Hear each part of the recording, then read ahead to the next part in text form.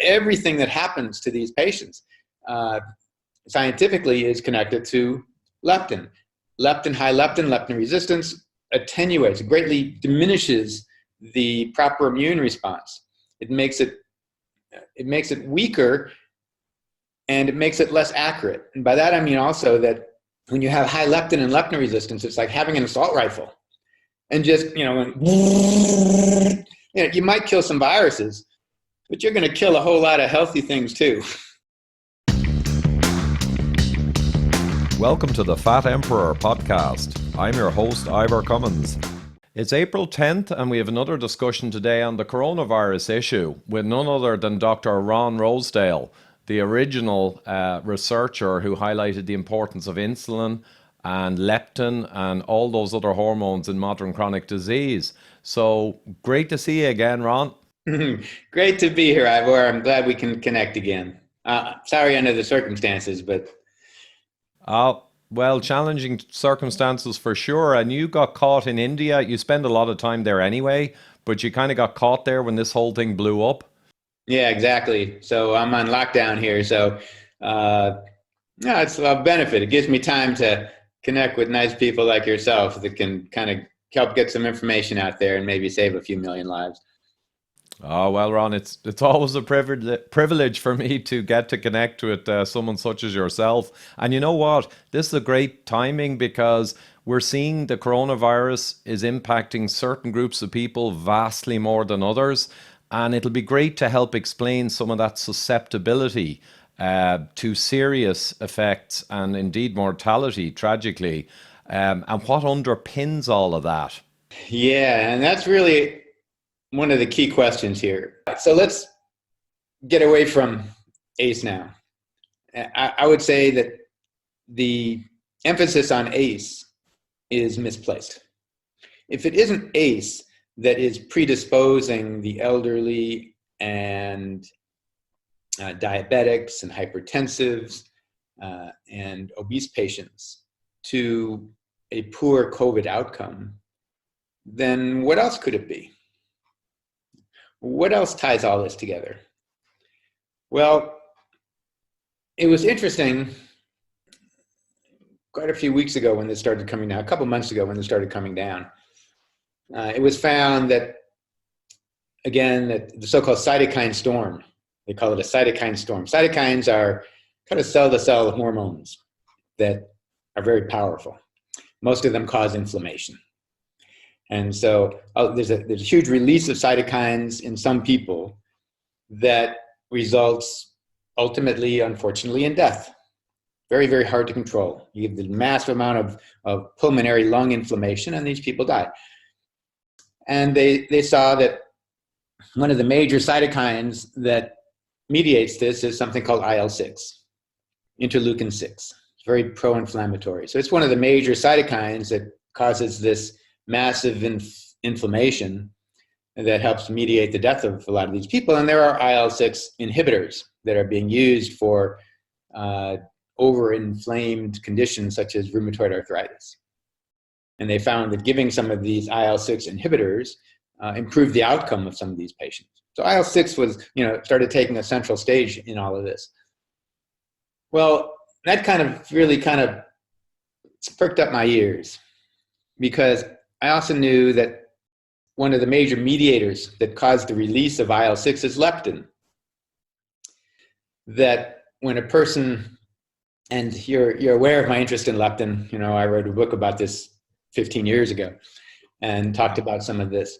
That leptin itself is a cytokine, and leptin is produced in a lot of tissues, but mostly in fat, and it predisposes to visceral fatness. That the vast majority, 99% of people who are overweight and obese have too much leptin, and they're leptin resistant, and all that fat is producing a lot of leptin, and it doesn't just cause the person to become more fat, but it puts fat in the wrong places, especially visceral fat, the apple shape. And visceral fat is what's really inflammatory. So all these cytokines, inflammatory cytokines that are being produced, it isn't just from fat, but it's from visceral fat. And visceral fat is caused from high leptin and leptin resistance. Well, High leptin and leptin resistance is not only in obese people who are predisposed to COVID-19, but also in diabetics, also in hypertensive patients, also in the elderly. Everybody, every condition that predisposes to COVID-19 is very likely, if almost assuredly, going to have high leptin and leptin resistance. And so if one is just looking at a correlation, I think the correlation there would be much higher than with ACE anyway. But not only is it going to be a correlation, you're going to see a scientific basis for causation. Okay, and that's really important because, as I mentioned, leptin itself is a cytokine and very pro-inflammatory and mediates the expression of other cytokines that are pro-inflammatory, particularly IL-6. Okay, so here you have an explanation for the cytokine storm that's killing everybody. However, it goes even deeper than that because although we know now that leptin is very correlated with obesity and that leptin resistance underlies the vast majority, probably 95 or higher, 99% of obese people, overweight people, anybody who's overweight is going to be leptin resistant with high leptin. I guess what isn't common knowledge, and certainly among the vast majority of physicians who barely know anything about leptin, unfortunately, because there are no drugs to treat leptin resistance.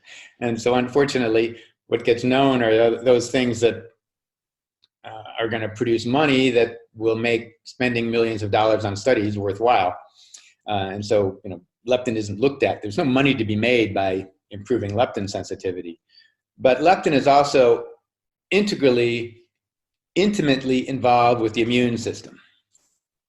And so one of the things, the main thing that you want to do with COVID or any infection, both to prevent it and to improve your outcome once you get it, is to have a strong, robust immune system. And you cannot have a strong, robust immune response when you have high leptin as a result of leptin resistance. It's impossible. And that's because we know now that leptin receptors, meaning leptin influences virtually every immune aspect. It's found in both the innate immune system and the adaptive immune system. It's found in monocytes and macrophages and natural killer cells and T cells, every type of white blood cell that helps to mediate our immune response is leptin responsive. And the problem there when you're leptin resistant is you kind of lose the orchestration. And so, for instance, we know now that high leptin and leptin resistance is extremely involved in all autoimmune diseases. When the immune system is attacking one's own tissues. So it's involved in lupus and rheumatoid arthritis and greatly involved in multiple sclerosis. And in animal models of multiple sclerosis, they find that there's a huge upsurge in leptin prior to the onset of MS. And if you keep it down, animals won't get MS. And so if you keep leptin down, the predisposition to rheumatoid arthritis and lupus has been found to be much less. And that leptin greatly influences what are called T regulatory cells that kind of put the brakes on the immune system. And so when you become leptin resistant, you end up having fewer Treg cells or fewer Treg activity, both. And if you don't have enough Treg cells, the immune system goes wild, which is what happens in COVID-19 when people die. That NK killer cells, natural killer cells, which are one of the first lines of defense against all infections, virus, bacteria, and cancer. And I talk a lot about cancer in my new book. And that natural killer cells become desensitized to leptin and cannot function properly.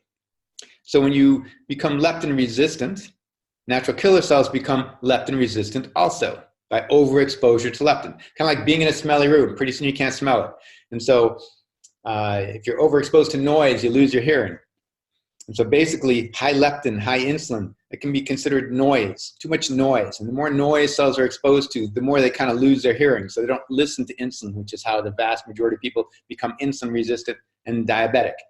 But then they also become leptin resistant. And then the hypothalamus can't listen to leptin properly. And leptin pretty much controls all aspects of the hypothalamus, including the sympathetic nervous system, which also helps regulate the immune system.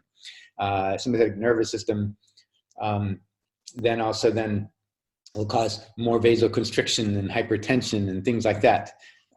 So leptin has, huge properties. Helps to regulate the thymus and the thyroid, reproductive activity. All of these things that are normally regulated by the hypothalamus are very much regulated by leptin also. That again goes way beyond just regulating fat storage and appetite, which was the first thing that leptin was found to be integral in. We know that effects goes way beyond that. And so what I really want to get across here is that rather than looking at ACE inhibitors and ACE receptor blocker drugs as being the instigating factor in people getting more COVID disease, I think we need to let that go, because I think it's preventing doctors and researchers from looking at other potentially greater sources of problem. And I suspect you say potentially greater there, Ron, but to be honest, I mean, the leptin insulin axis, as you described, and of course a whole lot more, is, I would guess, vastly more important. I would say that the chances of high leptin and leptin resistance in those people who have the worst outcomes with COVID is going to be getting close to 100%. I mean, there can certainly be other things. A person can be born with immune deficiencies, and there can certainly be other problems. They could have COPD because they smoked all their life, and of course they're going to be more prone to any respiratory difficulty. So I'm not talking about those people. I'm talking about people who don't have obvious respiratory difficulty, or who don't have obvious immune problems because they've been on immune suppressing drugs for autoimmune diseases. Haven't taken chemotherapy, or they've taken chemotherapy for cancer or things like that, which destroys the immune system. So I'm not talking about those people that obviously have secondary so-called comorbidities that would predispose to disease. I'm talking about people who don't have obvious weaknesses that would predispose them to a worse outcome. To me, though, they would have an obvious weakness if it were just measured. And that's the key. It's easy to measure. It is in the blood. Just measure leptin, people. Just please measure leptin and measure it accurately. And if it's measured accurately and it is high, bringing it down will greatly improve the outcome of these people. I'm absolutely sure that that is the case. And it will greatly reduce the incidence of this cytokine storm. It has to. It itself is a cytokine. It itself mediates much of this inflammatory storm that people are seeing. It helps mediate the release of IL-6. Everything that happens to these patients scientifically is connected to leptin. High leptin resistance attenuates, greatly diminishes the proper immune response. It makes it weaker, and it makes it less accurate. And by that I mean also that when you have high leptin and leptin resistance, it's like having an assault rifle, and just you might kill some viruses, but you're going to kill a whole lot of healthy things too. And so the collateral damage is going to be really great, and that's what ends up killing these people. It's basically collateral damage from the inflammation. The high inflammation might help get rid of some of the virus, but it also gets rid of the person too. So you don't really want that. ideally. And you know, I put out a survey and I got a lot of abuse for this on Twitter many weeks ago, early on into this. And I was thinking primarily around insulin resistance, which is obviously intimately connected. I tend to always think of insulin when I should be thinking of leptin, but that's just the way And I they're very am. connected too. And I should actually have mentioned insulin a little bit more than this also. But I know that even more than insulin, leptin is probably more connected with inflammation in the immune system than even insulin is. So it's more, it's more proximate to the real causal loops here that you're talking about. But I suppose for the person in the street, insulin resistance, leptin resistance, hyperinsulinemia, high leptin, they're so connected for most pathological challenges that they're all, yeah. But, you know, I put out a survey and I said, imagine as a thought experiment, you know, I remember Einstein used to do these. And I said, imagine in the next 4 to 6 weeks, as this thing embarks upon the world, imagine people only had access to meat, fish, and eggs for the next 6 weeks. So suddenly all these leptin resistant, insulin resistant people, hugely exposed. Well, within a few weeks, their leptin and insulin are going to be shooting down. You know, what effect might that have on the severity of the impact? I said very high, medium, or low. And the answer is, I think, as you say, of course it'd have a massive effect if in the next few weeks people only ate meat, fish, and eggs, because all of this system dysfunction would rapidly start collapsing and the outcomes would be relatively much better with every passing week. With every passing day. And that's another point I Day. really want to make.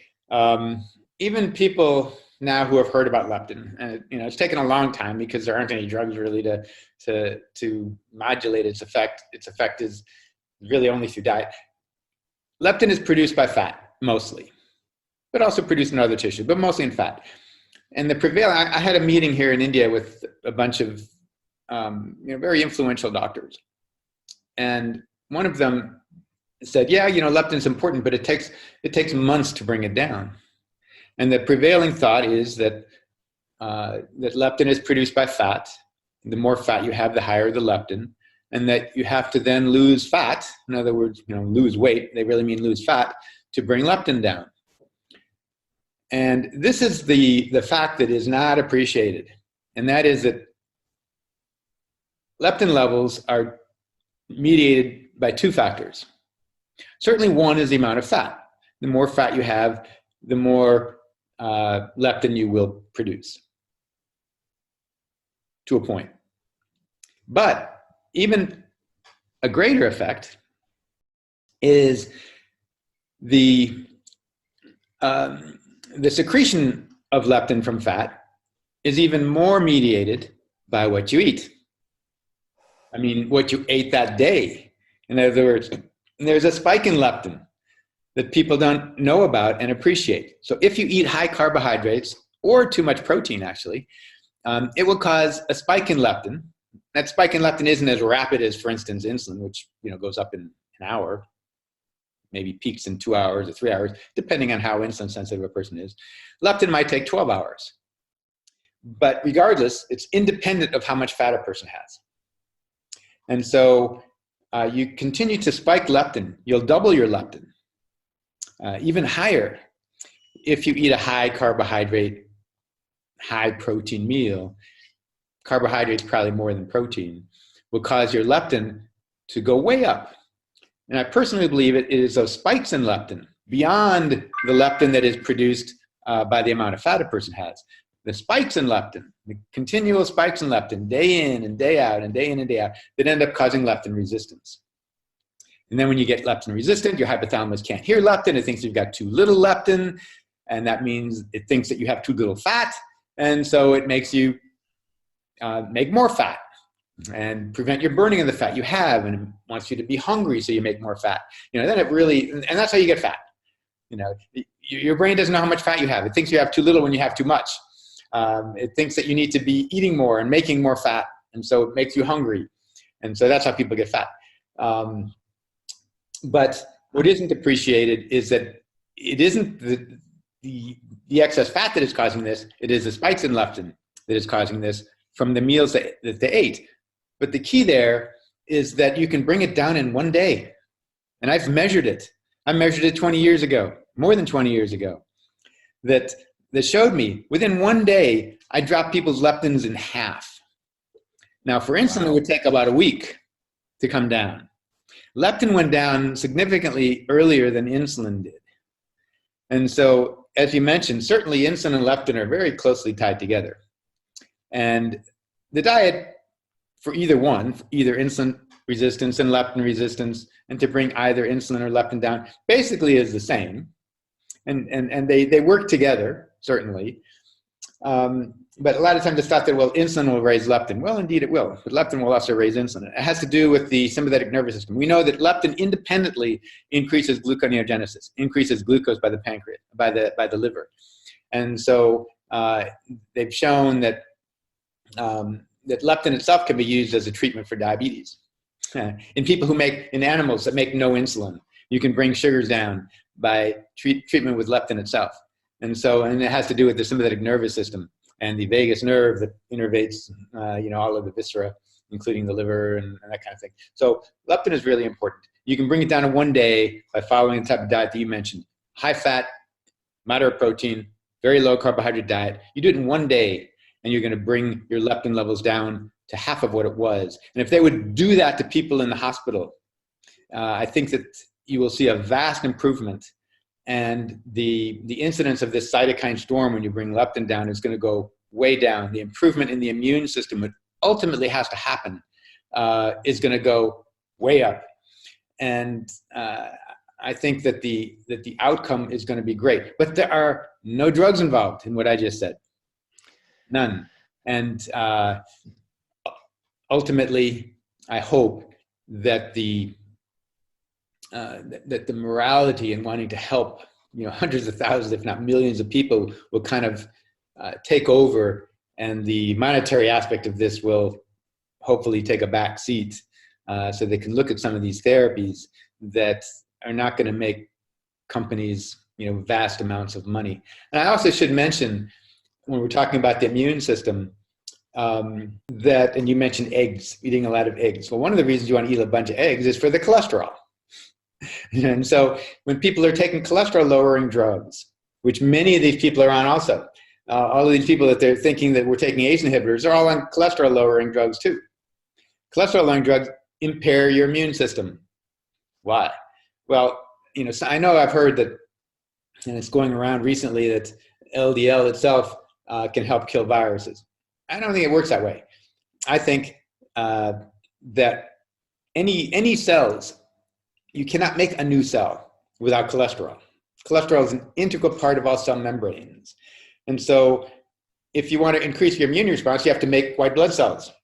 Your immune cells have to multiply very rapidly. You cannot multiply white blood cells as rapidly when you don't have enough cholesterol. When your own liver has to manufacture cholesterol, which is a very complex molecule, it takes a while. It's much easier just to eat it and then use it and then make white blood cells rapidly. And if you don't eat enough cholesterol, or if you're taking cholesterol lowering drugs, your immune response is going to be dampened. It's going to be slower, and your outcome is going to be more poor. And so eat eggs. Eggs are high in cholesterol. Cholesterol is good for you. You can't live without it. As I say, there isn't a cell in your body that can live without cholesterol. It's not the culprit in cardiovascular disease either. And again, we don't have time to talk about that. I'm sure you've talked about it, eloquently in the past. So we won't. So eat enough cholesterol. And cholesterol comes in some of the healthiest foods on the planet anyway. So you're simultaneously eating healthy foods. The egg is a great example. If you switch to eggs only just for the next week, and you also did a little bit of fasting behaviors, so you're eating sparingly, imagine the difference in 7 days' time to these metrics we're talking about, and you're signaling optimization in your immune system. It would be dramatically different. But people think that's woo. No, it's not at all. This is hardcore basic science. Yeah, no question about it. In fact, oddly enough, in South India, my diet is known as the egg diet, because many of them are vegetarians, but some of them will at least eat eggs. And so to get their protein, they'll eat eggs. Look at an egg. An egg evolved through eons of evolution that selected the most essential nutrients to initiate and sustain life early on. And so what does an egg have? The highest amount of cholesterol of any known food, and that's not coincidence. Evolution and nature didn't put 256 milligrams of cholesterol in an average egg so that people can start off with heart disease. It put it there because, as I mentioned, you can't make new cells without cholesterol. And of course, when you're initiating life, your cells have to divide rapidly so that fetus can grow. And so the nutrients eggs that are in an egg are also essential. And what does an egg not have that has zero cholesterol? Carbohydrate that has high cholesterol and virtually no carbohydrate, because carbohydrate is a non-essential nutrient. We don't need it. And so nature knows not to even put it there. It would just take up space. And eggs, I always say to people when they talk about superfoods, they talk about kale and leaves and just this kind of stupid stuff. But there's no question about it. You want to talk a superfood, an egg, organ meats. No brainer. It's obvious. The incredible edible egg. Yep. Best food you can eat. And especially for COVID disease. And then you want to also take some micronutrients. Also, we want to make sure you have enough C and zinc and things like that. And in fact, the manufacture of ACE2, for instance, which is anti-inflammatory and that we've mentioned is associated with longer life, requires zinc. And so, in many aspects of the immune system. So make sure you have enough zinc. Magnesium, probably pretty good to be topped up on too. Yeah. I'm kind of locked down here. I didn't expect to be here as long as I have been, and I'm lacking a lot of my supplements that I typically would have. And one of those, in fact, the one that I am most missing is my magnesium supplement. I don't have it. So I'm eating a lot of green vegetables. And to me, the advantage of green vegetables, green is from chlorophyll. Chlorophyll is chelated magnesium. It's a very absorbable form of magnesium. And so, one of the benefits, people who are on, like a vegetarian diet, which has some benefits, a lot of it is bad because they take in so many sugar-forming carbohydrates. And sugar, by the way, also impairs the immune system. We should, forget about everything else. Sugar, just by itself, impairs the immune system. And it does so in many ways. Sugar glycates. Glycates also has proteins, including antibodies and things like that, surface receptors. Glycates mean when sugar combines with proteins or DNA, or even some fat molecules, it sticks to it. Sugar is a very reactive molecule. If you'll get a sugar molecule, it's got 6 carbons, hydrogen, and OH, hydroxyl. That's considered one of the more powerful free radicals. It's got 6 of them, 1 on each carbon. And so it's very reactive, a very reactive molecule. It's very pro-oxidant, and it increases inflammation and impairs our ability to mount a strong immune response. There's a couple of great human studies in that as well. I don't think too many years ago, but they show the acute effects, even not even chronic, which is a disaster with sugar, but the acute effects of a high sugar meal, and then measuring the immune system components and activity directly after, and there's a dramatic effect. So this is core science. Yeah, we're not talking about, that's what I mentioned, we're not talking about insulin resistance and leptin resistance that it causes, which takes months or decades or years. We're talking about an immediate effect. Within hours, you're impairing the immune function, which also means that you can correct that impairment within hours. So again, we're not talking about a long-term effect here when people are having an acute illness and days and weeks matter a great deal. Yes, you can still have an extremely powerful effect on the immune system and inflammation by changing your diet right now, today, in the hospital. And yet, I will bet you that bunches of patients in the ICU are being put on D5W, dextrose in water, sugar. They're being mainlined sugar water, which is going to raise insulin, it's going to raise leptin, and going to devastate the immune system. And that's a sin. You know, they're doing the opposite of what ought to be done. It's so simple. Don't give D5W. There's a lot of other alternatives, you know, lactated ringers even one could give. And there's other things.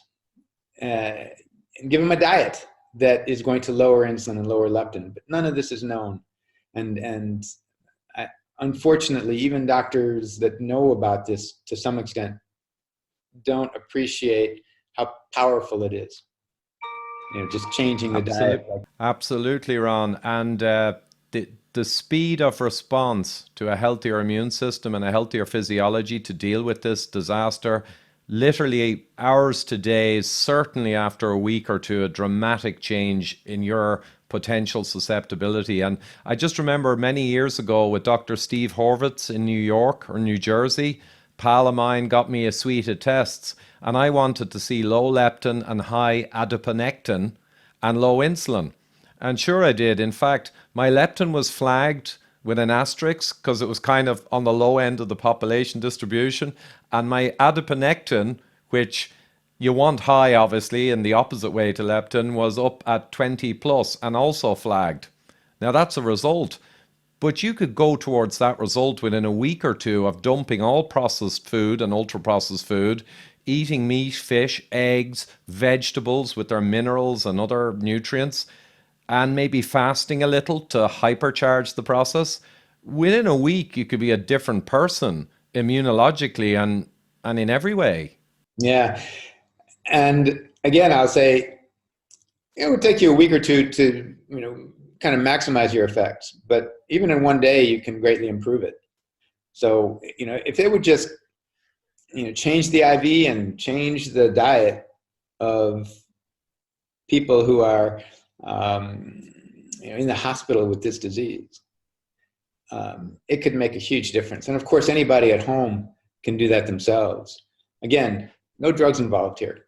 And because of that, you're going to be less apt to hear about this. And that's, you know, to say it's a shame is really an understatement. Yeah, it is for sure. And you know what? Whatever about people in acute care and ICU, I mean, that's really tricky to talk about, serious stuff. But people who have not yet got it or have it mildly, I mean, that's kind of, as the Americans say, a no-brainer. But the other thing is that the intervention that we're talking about, it can't even be called unusual because it's the elimination of ultra-processed foods and sugars, refined carbs and factory seed oils, which we all accept are really bad in general, and it's replacing it with real foods.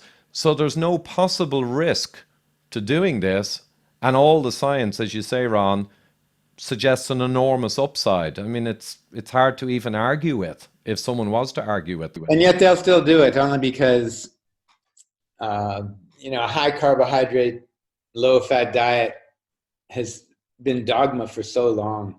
It just takes doctors a long time to change, you know, just to do something different. Even when faced with something that is, like you say, ought to be obvious. You know, I'll give, you know, a little story. Well, first of all, I want to mention that, you know, keeping insulin down, keeping insulin and signaling and leptin signaling down, you know, improving, I should say, insulin and leptin signaling has, for decades now, been associated with increased lifespan in laboratory animals. I mean, it's integral. You know, the insulin pathway was the first anti-aging pathway that was ever found in laboratory animals, you know, back in the early 90s. Leptin in multicellular organisms has found to be integral too. You improve leptin sensitivity, you bring leptin down, animals live longer. You know, it's integral because it helps you burn fat. Burning fat, I mentioned early on, was integral to being healthy and extending lifespan. And you can't burn fat unless insulin and leptin are down. You know, so you know, keep it down. You burn more fat and less sugar, and you're going to be healthy. But I remember, I'll just tell this one little story before my computer runs out of juice. Unfortunately, it doesn't have a lot of juice left, so it might be good because I'll keep talking forever otherwise. when was it? I think in the mid 1990s, earlier, maybe 94, something like that. I was doing research on insulin and measuring insulin in all my patients, and found that lowering insulin had all sorts of beneficial effects. And the doctor I was working with, John Wilson, a wonderful doctor, said that I need to tell people this. He was head of a society called the Great Lakes College of Advancement in Medicine, GLACAM, and they were having their annual meeting in a month or something. And said, "You've got to speak." And I said, I remember being reluctant, not because I was embarrassed, and not because I was scared of speaking, but because I said, people are going to laugh me off the stage. It's so obvious. Why feed sugar to a diabetic? He was watching me totally reverse diabetes using a high fat, low carbohydrate diet, which you have to understand that this is 90s, early to mid 90s, where a high fat diet was thought to be a killer. Everything was high carbohydrate, low fat. Fat killed. Nobody was giving a high fat diet at this point. People, I guess Atkins had come out with a low carb diet, but it was, everybody was following high protein. It was high protein. There were, maybe 2 or 3 other people in the world that were advocating low carbohydrate, but they were all high protein. Now, I was just doing high fats, and couldn't do it. But anyway, I was embarrassed to go on stage and talk about this, because I felt that doctors would laugh me off a stage, because it was so obvious. They must know. I know that it wasn't common to say don't give carbohydrates to a diabetic, but it's sugar. Why would you feed sugar to a diabetic? It's got to be obvious. And he said, no, it's not. Tell people nobody's heard of any of this. And so I did, and it was very popular talk. And sure enough, nobody had heard any of it. Surprised me. Then I went to Europe and talked in Europe and Belgium, and nobody around the world had heard of a high-fat diet helping disease.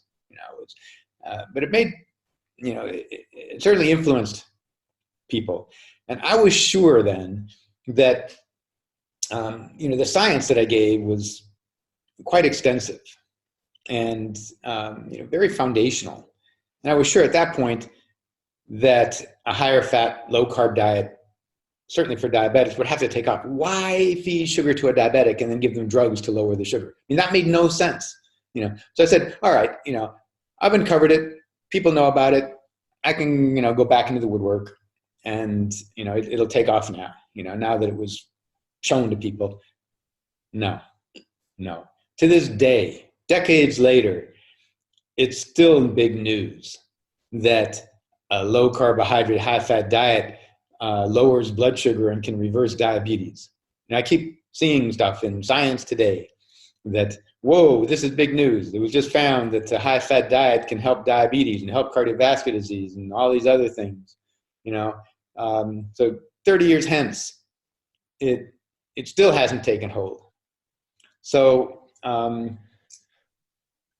doctors have a hard time changing what they think they know. So I think early on I mentioned that, I don't know if it got on tape or not, but one of the things that they have to do to advance any type of science is to unteach people.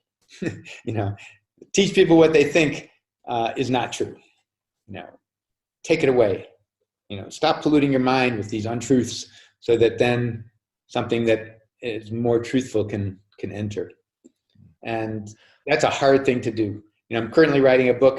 It's over 1,000 pages, and that's too long for most people. And so I'm trying to have an abridged version too. It's difficult, because I would say at least 2/3 of it is to unteach people, show people why, heart disease is not a disease of cholesterol, and osteoporosis is not a disease of calcium, and diabetes is not a disease of blood sugar, and so on. There's things much deeper and more important. And it takes time to unteach people, but I feel that's really important, especially in the health profession. They have to understand that what they think they know is wrong, and take it away and then replace it with something better, like we did here. Take this A story away, replace it with leptin and insulin, and immune function and things like that. It's a much better story. It fits science far more robustly. And we can save hundreds of thousands of lives if people would just do it. And so I'm about to run out of juice here. So Well, Ron, I'm listening to you so closely, and I'm also thinking of your battery. So yeah, I think in terms of the future, the last 30 years have been squandered, as you say, and very little movement. But your book and other books that touch on the facts and the unteaching, if you will, are all going to keep moving it forward. And in fairness, private industry and capitalism, the Virta Health Group, who are for profit, and multiple groups like that now. There's one in Ireland, wants to go into America. Private industry is beginning to get on the real science. And I think that will be the people behind Virta, I know, started, kind of listening to what I had to say quite a long time ago. And so that's a good thing. And yeah, as you mentioned, ultimately, to sustain itself, you have to make some money, otherwise it can't sustain, unfortunately, but, it has to be used properly. Yeah. Nothing wrong with making some money. Yeah, for sure. And especially when the other side, who are continuing to keep the false paradigms alive, are making an absolute fortune, then the side that's correct needs to be probably at least some element commercial. Otherwise, it'll always get hammered down. But listen, Ron, this is fantastic. Before your battery runs out, and let us know when the book's available. I get it out there. And for everyone else listening as well, hopefully learn the importance of low carb and healthy diets, real food, no processed food, not just for cardiovascular disease and, diabetes and all the other modern chronic diseases, but also for even this current challenge. They're very, very salient. And by the way, Ron, just the last thing we're asking everyone, we have extratimemovie.com. We have a new movie out, and it involves a lot of what we talked about being applied to actually stop calcification, stop heart disease progression in people, and even potentially reverse it. So extratimemovie.com, great if people could share it and get it out there. And it's all in tune with what we're talking about. That sounds great. Yeah. Great stuff, Ron. We'll circle back in a week or two, I hope, maybe. Yeah, that would be great. I would love to. Yeah, let's do it. And let's see, what's happening with COVID and everything else, and see if we've made a dent. Excellent. Thanks so much, Ron. Delightful, pleasure, privilege talking to you again. Bye now. Having me. I appreciate your forum. Thanks for tuning in, guys. If you're watching on YouTube, you can see my subscribe button in the middle of the screen, and go to extratimemovie.com to see our fascinating new documentary on stopping and reversing heart disease.